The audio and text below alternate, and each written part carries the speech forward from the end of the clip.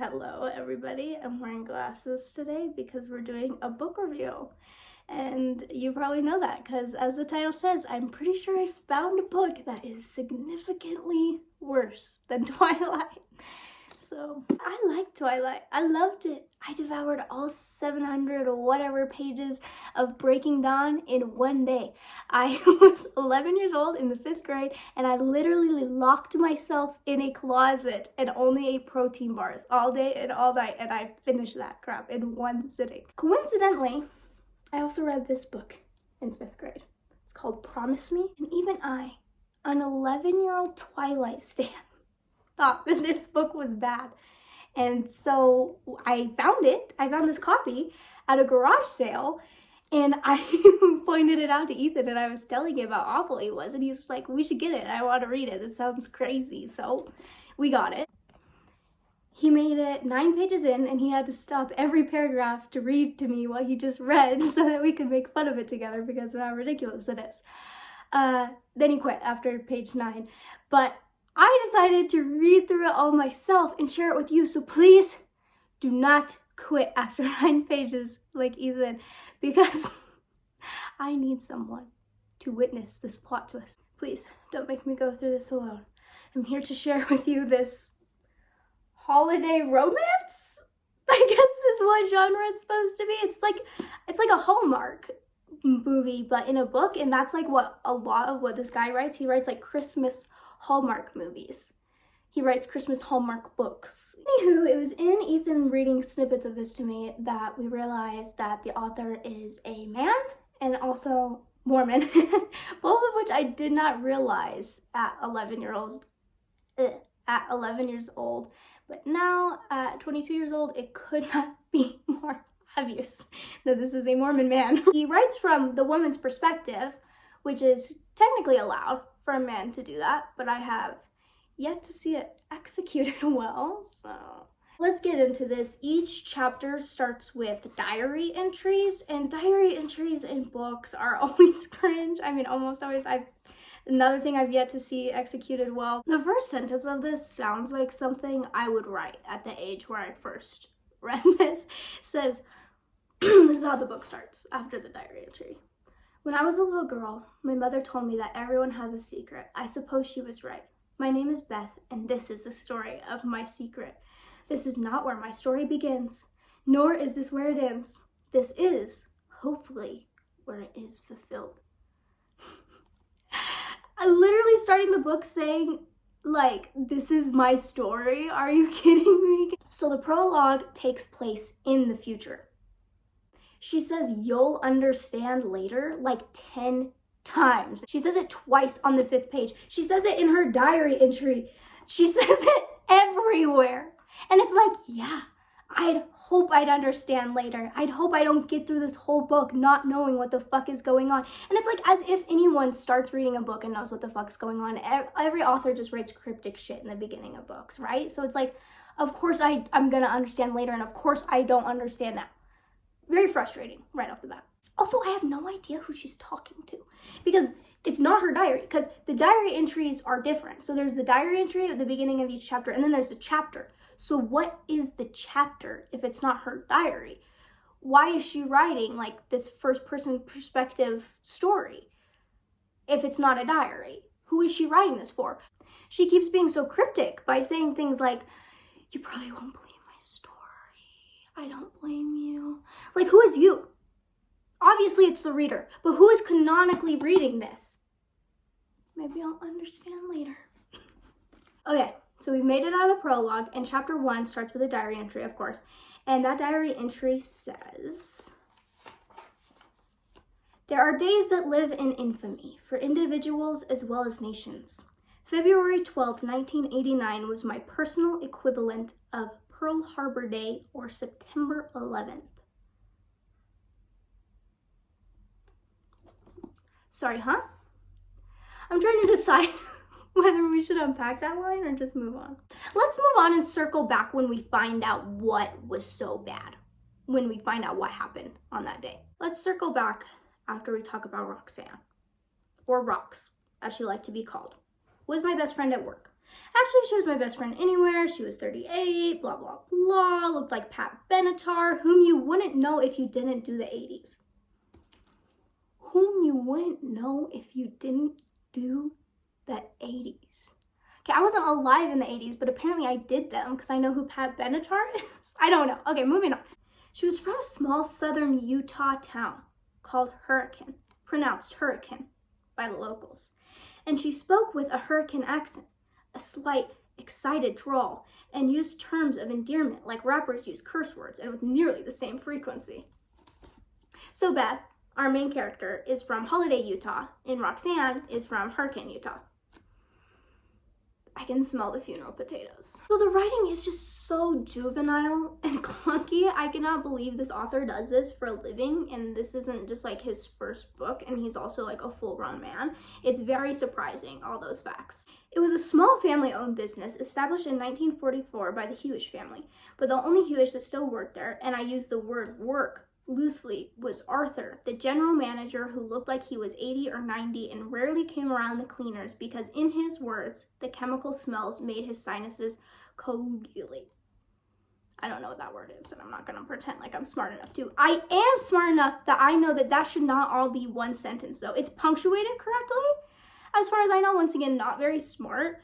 But that could be like 6 sentences. It was a small family-owned business established in 1944 by the Hewish family. That could be a sentence. But no, he puts a comma. But, so that he can say but, okay, right? So it still works. It's still a sentence. It's just an independent clause first, and then the dependent clause with the but, the only Hewish that still worked there. And then there's a hyphen. And I use the word work loosely, hyphen, was Arthur, comma, the general manager, comma, who looked like he was 80 or 90 and rarely came around the cleaners because, in his words, the chemical smells made his sinuses whatever.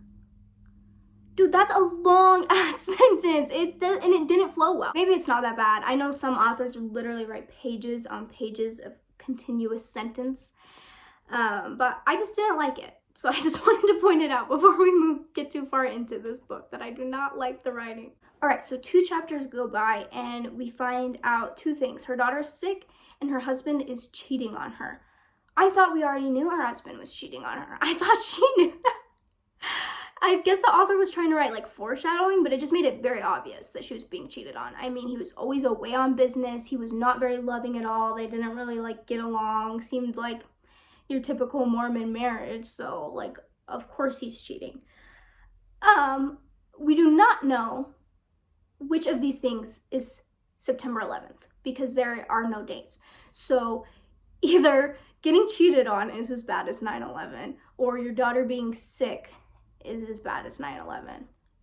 We're not sure which one yet, but they do align at the same time. So we get this great scene where the parents are screaming at each other, and Charlotte, the daughter, just comes in the room, stands in the doorway, and goes, "I threw up. Mom, I threw up." And they're like, "Get out of here! Go watch TV!" And then Beth kicks him out, the husband. I don't even remember his name. He's so irrelevant to this whole story. So she kicks him out, and the next day is Valentine's Day. So now we finally have our date, and we can backtrack to the 12th, and we know that it's not the day she found out about the cheating, but instead the day she took Charlotte home from school for being sick. So she must be pretty sick, right? But she takes her to the doctor, and the doctor's like, "It's just iron deficiency." All right, seems simple enough, but Beth doesn't want Charlotte to have to live without her dad with anemia? Like, what? And that's too tough to go through anemia alone without a father. I would know.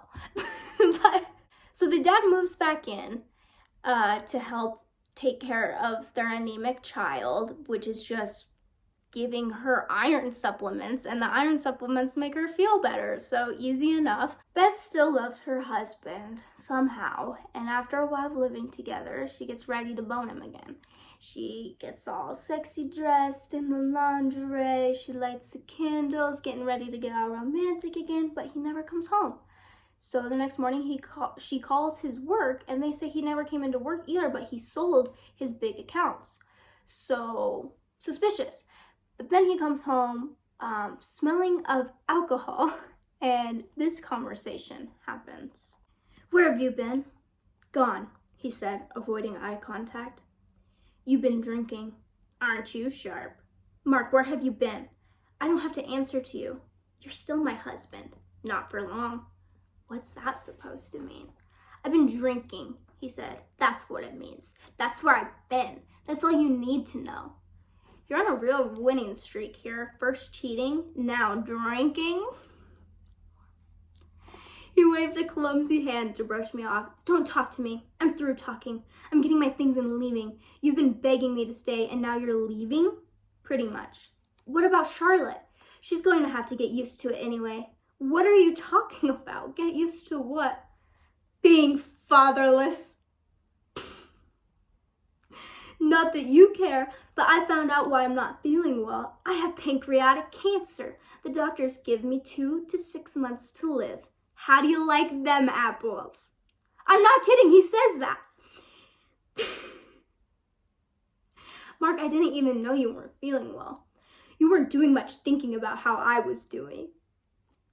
"Because she was thinking about your sick daughter and being cheated on?" "Mark, please stop. I do care. I was so afraid that something had happened to you. Thursday night, I made us a candlelit dinner. I want you back." He stopped what he was doing. "It's too late for that." "No, it's not. Where will you go?" He looked at me sadly. "If I'm lucky, I have maybe 30 to 40 days left of any kind of quality. I'm not going to waste a single one of them being abused by you. I told you I'm sorry for what happened, but I'm done now. I'm not going to spend my last days on earth beating myself over what I can't change." Anyways, as you can guess, she forgives him, promises to stop beating him up about what he did, his own grown man choices. But yeah, she decides to basically be the bigger person and take care of him in his sickness. She says after 3 weeks, he started doing pretty bad. Then she says in August, skips from March to August, just to say she took some time off work to keep taking care of him. Then skip ahead another month to September to say she's giving him a bath. And I remember this bath scene so vividly. This bath scene has stayed in my mind for the past decade. I just remember thinking how emasculating and vulnerable and blah it is to be a man being bathed by the woman you cheated on, and you are so sick and feeble, and she is too Mormon to leave you. What a predicament. Just a very compelling conundrum, and it is in this moment, naked, without anything as a barrier between his balls and her, just water and maybe bubbles. He says to her that he slept with 11 other women. 11. And he doesn't even, maybe 11. Actually, he says he doesn't even remember. And the whole time, she's sitting there going, la, la, la, la, la, I don't want to hear it. She's like, don't tell me, I don't want to know. I just want to live in ignorance and bliss. I don't want to know how many people you cheated. Don't tell me, la, la, la, la, la. And he's just like, 11, maybe, I don't even know, but I need to get that off my chest before I die. I can't die with that on my conscience. Yeah, I drowned the dude. He's getting real bold for a fuck who was supposed to die 3 weeks ago. She could easily inject his ass with potassium or something not traceable and then just be like, it's a cancer that got him. But he told her because he didn't want to die a liar. Live like a liar, die like a liar. You did that. And then you lied about it. That's your life. And this is your death. Why do you have to bring extra pain onto someone else so that you can feel better? It's like the Herb Kazaz BoJack Horseman cancer thing, except for he's both the asshole and the one with cancer. He's both of them. The asshole trying to apologize at the last minute cause cancer, and the one who has the cancer.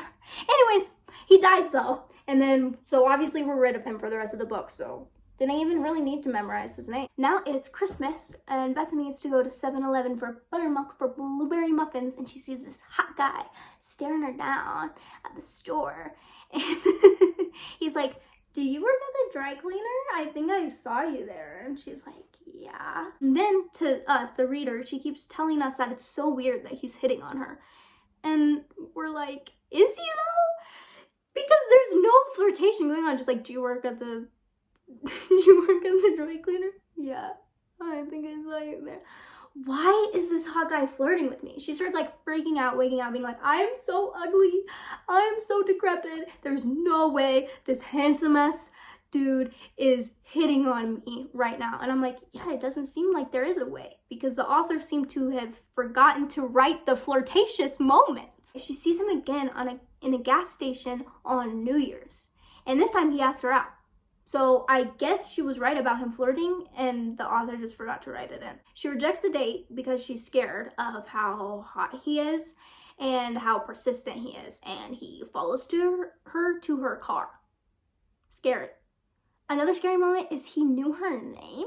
He called her Bethany, which I guess like nobody but her dead mom called her. Weird. Then he shows up to her work with flowers and asks again, and she says yes, because she's a sucker for flowers. But while she's getting ready for her date, her daughter Charlotte has a seizure, and the doctors still don't know what's wrong. Fast forward. Matthew, the strange man from the grocery store and gas station, knocks on the door. And this is where we really start noticing something is off about him when this conversation happens. I can't take a chance with her right now. What do you mean? I'm sorry, I know I said I would go out with you, but it's just not the right time. Not now. Like before, he seemed unaffected by my dismal. How old is Charlotte? What? Right now. How old is she? Right now. She's 6. 6, he said. You don't know. He stopped mid-sentence. Did she eat something before the seizure? I couldn't figure out why he was asking me this. She was eating dinner. What was she eating? Ramen noodles. He nodded. Of course. Beth, you need to trust me. This is very important. I want you to tell the doctors that you think Charlotte has a disease called celiac sprue. Have you ever heard of it? No. Celiac sprue is an allergic reaction to gluten. The seizure could have been a result of eating the noodles. She's probably been losing weight and doesn't like eating lately, does she? How did you know that? It goes with the disease. Whatever you do, do not feed her anything with gluten. I don't know what gluten is. It's a protein found in grains like wheat, rye, and barley. Just look at the ingredients on the package. It should say, just don't feed her anything with wheat, rye, or barley. Promise me. Is that the name of the book? I looked at him quizzically. Are you a doctor? No, I just have a lot of experience with this. I had no idea what to think of him. I appreciate you trying to help, but you've never even seen my daughter, blah, blah, blah. No, she doesn't. He said flatly, she's celiac. Doctors misdiagnose this all the time. Beth, don't let yourself get in the way of Charlotte's well-being. Weird. So then the next chapter starts like this.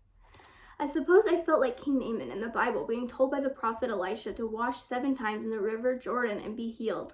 Honestly, I don't know what to think. Me reading this whole book, honestly, I don't know what to think. So many random weird biblical references. But I've come to expect a lot of Bible from this book. So I think we are back on track and the book is returning to normal after that weird gluten discussion. So that's good. Charlotte stops eating gluten. Beth and Matthew finally get that date in and he picks her favorite restaurant. But how did he know? We find out some more stuff about him, like that his wife had cancer. But then he gets even more sus when she asks about her. What year did you graduate?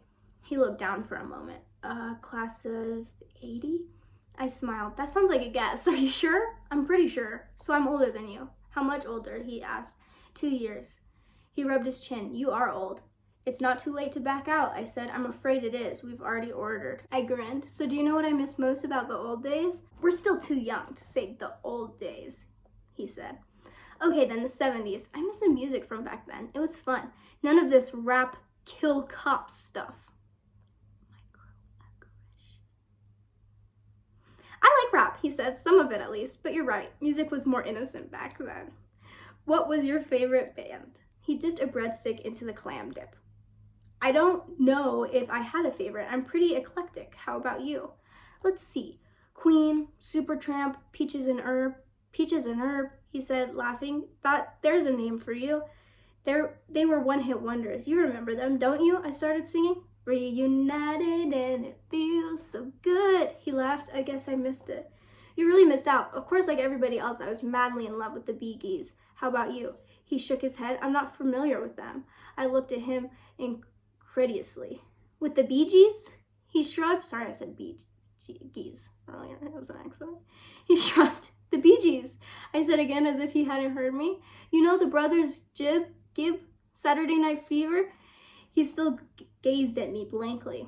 Come on, Staying Alive, Night Fever, Too Much Heaven, none of that rings a bell? Nada.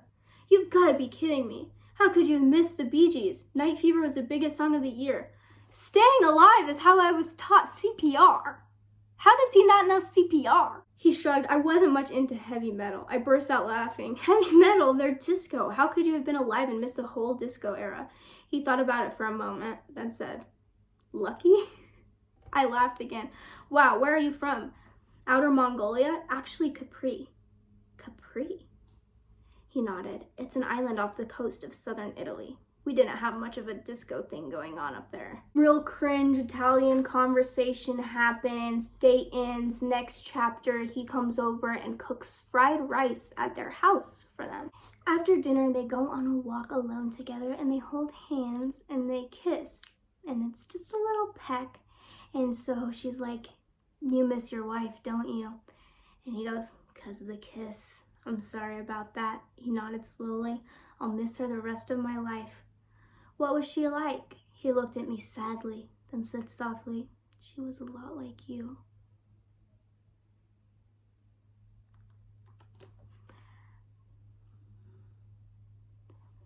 Just something to keep in mind. Anyway, so I would like to stop and talk about how much the author uses the word Utah. He uses the word Utah in this book more than any other word, I think. So they're on their next date in a horse-drawn carriage in the snow. Very romantic. Gotta love it. I'll give them that. And they kiss again. Or she tries to kiss him and he's not into it again. And she asks him, why won't you kiss me? Aren't you attracted to me? He looked deeply into my eyes. Of course I am. You're gorgeous. He sighed. I'm sorry. I guess I'm not ready for a physical relationship. I feel like I'm betraying her. Don't you think she wants you to be happy? Fast forward. Beth gets a foreclosure notice in the mail. Oh no. Matthew says, it's okay. We're going to get a loan. We're going to fix up the place and then we'll sell it. Then Comrade Beth opens the next chapter with her diary entry as always. And she says, if I were queen of the world, there wouldn't be money. Thank you. Well, I guess queen isn't very common, but like the whole no money thing is. Beth gets Matthew approved on the account for the home equity loan. And eventually she gets a call from the bank letting her know that instead of taking the $4,000 that they both agreed upon, he ended up taking out $60,000. So obviously she's freaking out. She's like, oh my God, he scammed me. I gotta go find him. Goes out looking for him. He's gone. He's not at his usual spots. Bye-bye. She talks to some guy. He says that he is in Wendover. And the book tells us Wendover is a small gambling town about an hour and a half from Salt Lake City.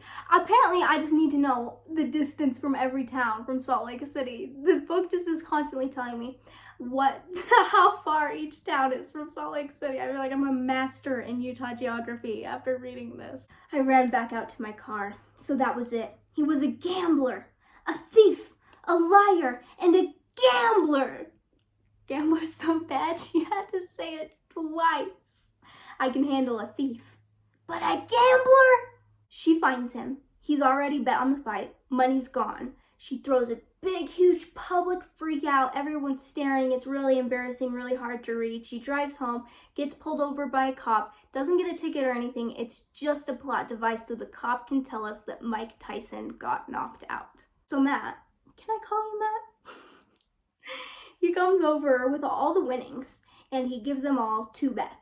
And he says it was 42-1, so it must be a lot of money, but they don't tell us how much it is yet until the next chapter when Roxanne tells us how much it is because she's holding the money order in her hand. Beth, what are you doing? The first rule of winning a crap ton of money is you don't tell anybody. You keep it low key. Also, what are you doing just walking around with the money order for $2,604,000? That's how much it is. So, pretty good winnings. At the end of this chapter, Roxanne gives us my favorite quote from the whole book. God must love fools, because he sure made a lot of them. I looked it up, though, and it turns out that's not from this book. It was already a saying, so the only thing this guy writes that's good is other people's crap. This chapter's diary entry says, clearly there is more to heaven in Utah than is dreamt of in my philosophy. And I have no idea what that means, but guys, we're here. We are to the part of the book that I have been waiting for. I dog-eared it. I'm ready to read it to you, and I'm ready for you to shrivel up in your skin, probably. Very sorry for putting you through this in advance. I'm just gonna read it. Just gonna read it, and you're gonna hear it. You wouldn't believe me if I told you. Believe what? I touched his hand. Matthew, I'll believe you. Trust me. You really want to know who I am? I do. He groaned. I'm a mistake, Beth. I'm a big freaking cosmic mistake. He rubbed his face. I was never supposed to fall in love with you. How can falling in love be a mistake? Trust me, it can. He rubbed his chin. His voice lowered. You have no idea what's really happening here. The best thing I could do for everyone is walk away and never come back. Especially for Charlotte. Charlotte loves you. Exactly. He looked me in the eyes. Bet there are forces at work here you couldn't possibly understand. My brow furrowed. What kind of forces? I honestly don't know.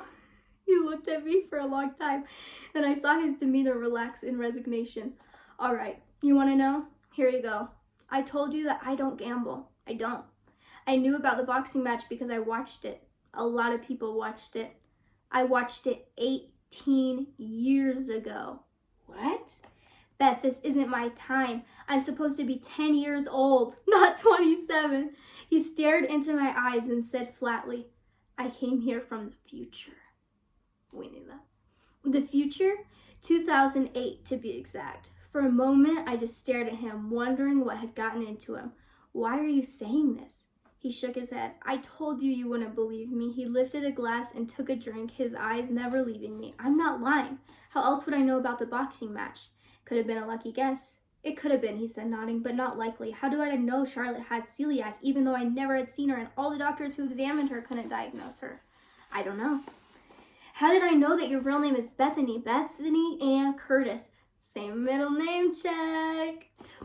Or that you like sunflowers instead of roses, or what you eat at your favorite restaurant. I just stared at him. I had no idea. How about this? You were born in Magna, Utah, and your father, Charles Donald Curtis, a volunteer fireman, left you when you were 6. Your mother, Donna, is buried, blah, blah, blah, blah.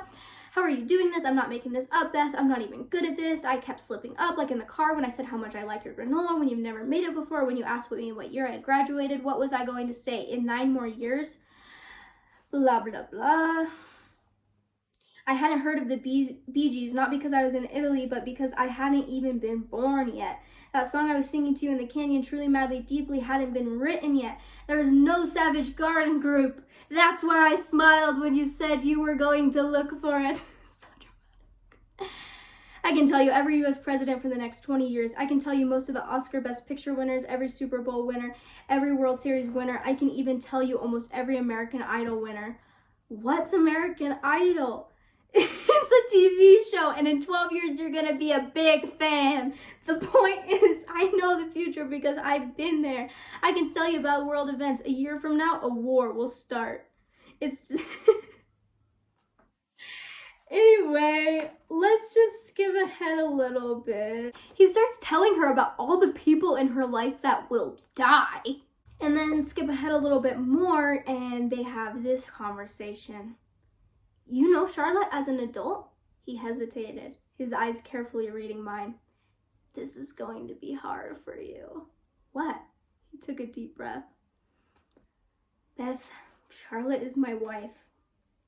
I stared at him. What?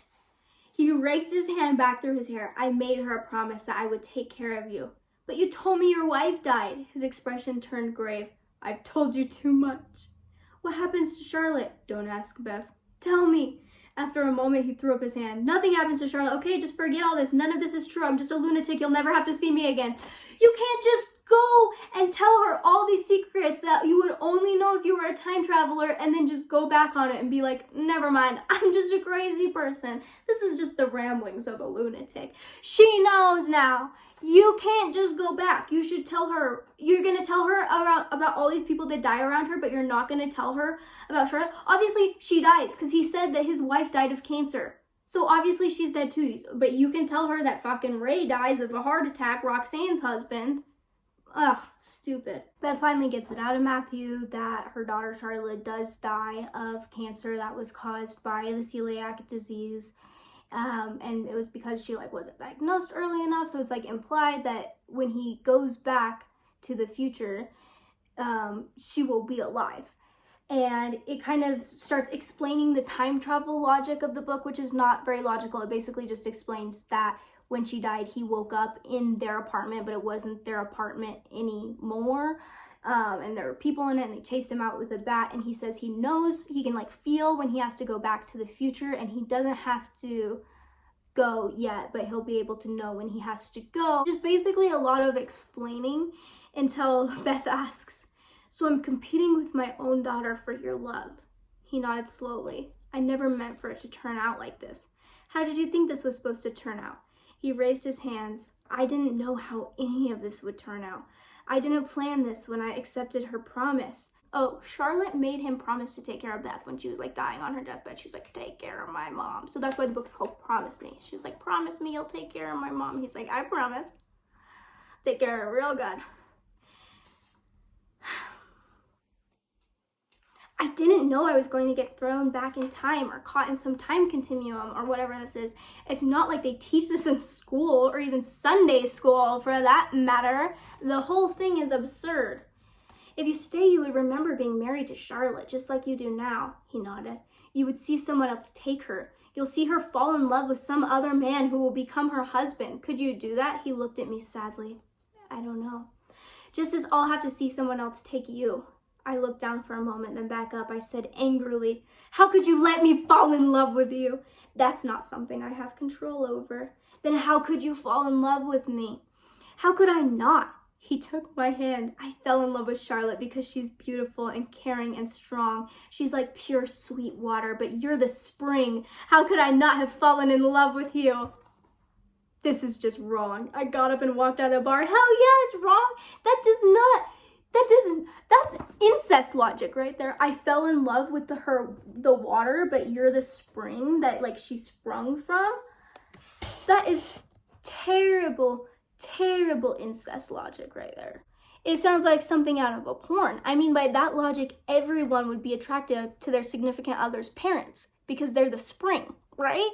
But that's not how it works. You're not attracted to someone's parents just because you're attracted to their daughter. On their second date, he also said, how could you love the stream but not love the source? I looked at him quizzically. What? Nothing.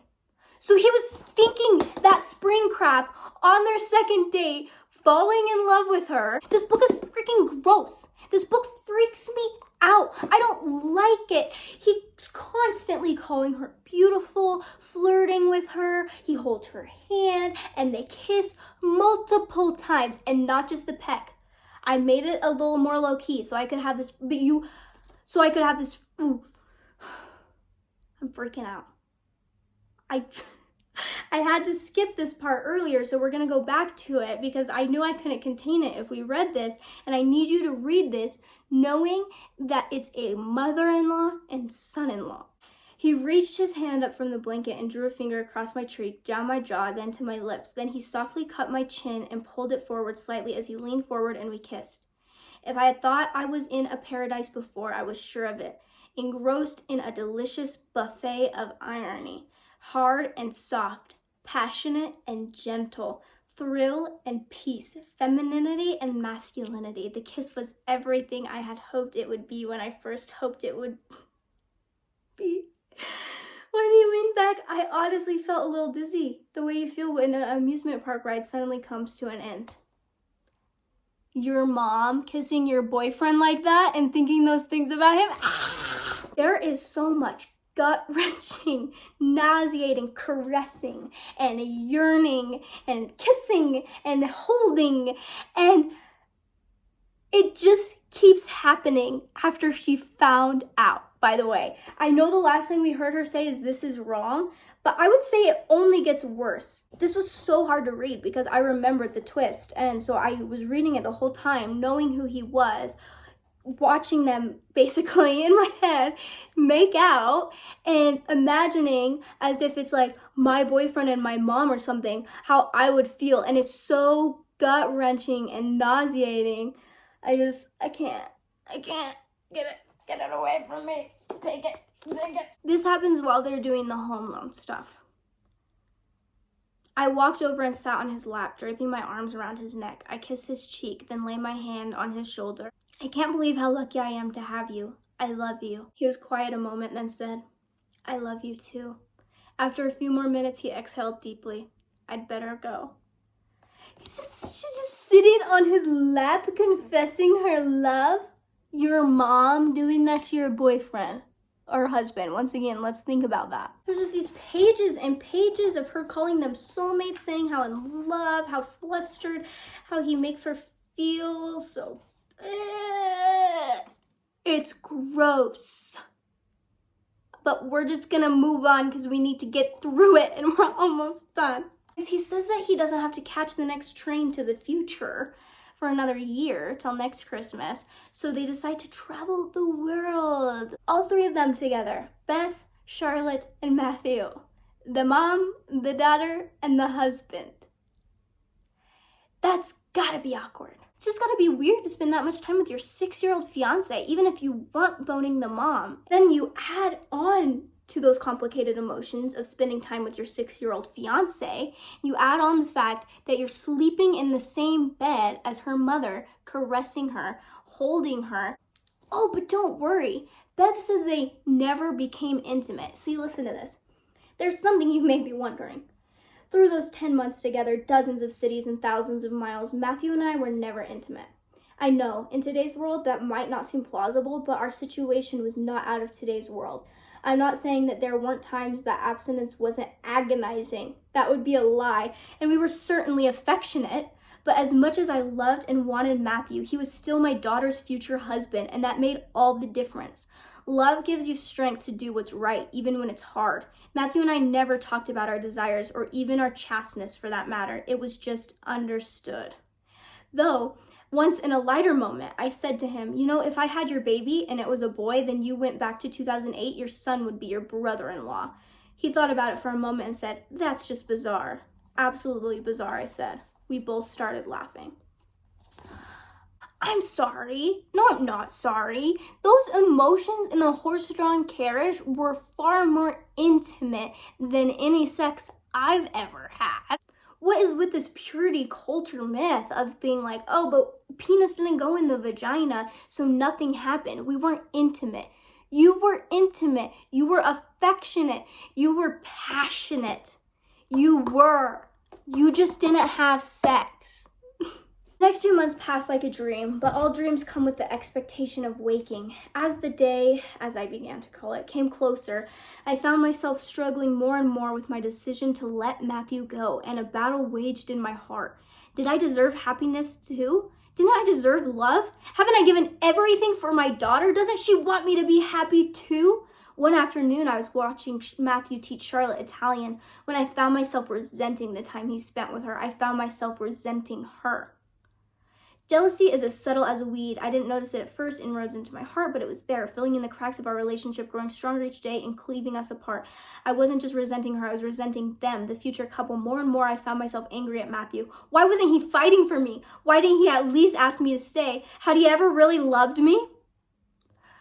Bro, I read that part to Ethan because I was so amazed, and he said to me, it's crazy to think that the only drug this author was on is sugar. He's not even allowed to have caffeine, and he's coming up with this. An hour later, Matthew returned. He laid down next to me and put his arms around me and held me through the night. Usually when my heart is racked with pain, I seek sleep to escape, but not this time. Pain or bliss, I didn't want to miss any of his touch. I just lay in his arms, feeling his body against mine, absorbing his warmth as if I could somehow store it. Then they go drink Prosecco. So is she Mormon? I feel like this is like Twilight. Is this like Twilight? Where he's like not writing the main character as a Mormon, but she has Mormon tendencies because Mormons don't like realize the rest of the world doesn't live like them. Let's go over the things that made me think she was Mormon. So she does not give a flying F about her first husband, as most Mormons do. You can just tell that they married at 18 and grew resentment towards each other, and then they were just stuck. It's the classic LDS love story. She says she knew that she said she knew she wanted to marry him on their second date when they were still in high school. They decided to get married. But like, she never talks about church, but she doesn't work on Sundays. It says she has Sundays off. So it's like, Stephenie Meyer also snuck her Mormonism into Twilight too, like that. Like the whole like no sex before marriage thing turned into no sex before you turn into a vampire, but actually now that we're married we can have sex even though you're not a vampire. That's what this reminds me of. This is another Twilight parallel, except for these guys can't have sex because his wife died of cancer at first, is why you think it's not sexual, and then you find out the wife is actually Charlotte, the daughter. So in that, she's not canonically Mormon, but she just lives in Utah, so she's Mormon adjacent because she's around all of them. So that's just like her lifestyle is also a Mormon lifestyle. I don't understand. Or does the author just not know what Prosecco is? He gives her a fancy necklace, and then they head back for Utah. While they're in Utah, Matthew comes to Beth with this accordion folder full of documents, and he tells her you need to invest in Google and YouTube and all this other stuff, and just tells her who's gonna win the next Super Bowl. This conversation happens while he's telling her about the future. Who's Harry Potter? He's a fictional character in a series of books about a boy wizard. A wizard? He nodded. It's going to be big. He leafs through a few more pages. Oh, this is very, very important. Stay out of New York City. Actually, don't fly at all on September 11th, 2001. Why? That's one I can't tell you. Just trust me. Why is that where he draws the line? He's like, I can tell you about the Super Bowl, I can tell you about Harry Potter, I can make you all this money, but I can't tell you about 9/11. She has her own personal 9/11, actually, Matthew, so I think she can handle it. The book ends by him going back forward in time, back to the future. Let's just say back to the future. He goes back to the future, he catches a train to the future, and things have changed. Charlotte's not dead. She's pregnant. And Beth is married to a different guy named Kevin.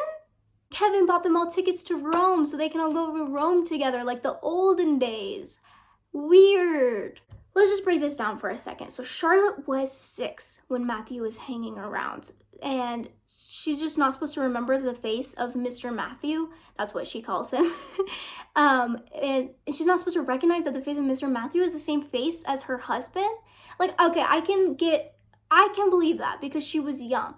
But Rox also comes to this Christmas dinner, Roxanne and Ray, and they don't recognize him. I mean, they met at least 5 times. And she was obsessed with his face, always talking about how he looked like he was from a soap opera.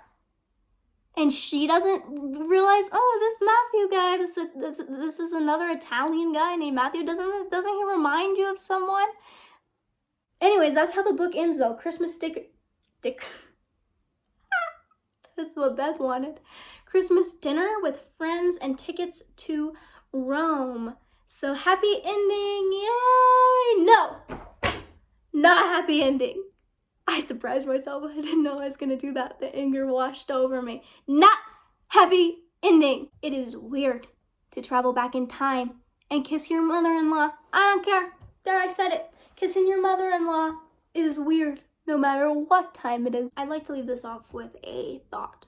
So if Beth is Mormon, and if she was sealed to her first husband in the temple through marriage, that would mean that when she dies, she's not going to spend eternity with Matthew. No, of course not. She's not even married to him. They're not even together. Move on. But she's also not going to spend her eternity with Kevin, her new love. She will spend eternity with her first husband, who I don't even remember the name of. In Mormon Mormonism, in the LDS religion, they believe that, oh, people, I just realized people are gonna get so mad at me. I said Mormon like 100 times through this, and people are gonna be like, why would a Mormon watch this? A Mormon's not making it 10 seconds through this, never mind. But you're supposed to say a member of the Church of the Latter-day Saints. Anyways, as a member of the Church of the Latter-day Saints, she believes that a man gets his own planet to rule over, and he becomes a god with his wife, the one that he's sealed to first in the temple. Because remember, Mormons have a history of polygamy, so you gotta make it clear that it's only your first wife that you're sealed to. Anyways, just something to think about. Her on a planet with her first husband on eternity, just thinking about this. And that's why you don't marry your high school boyfriend.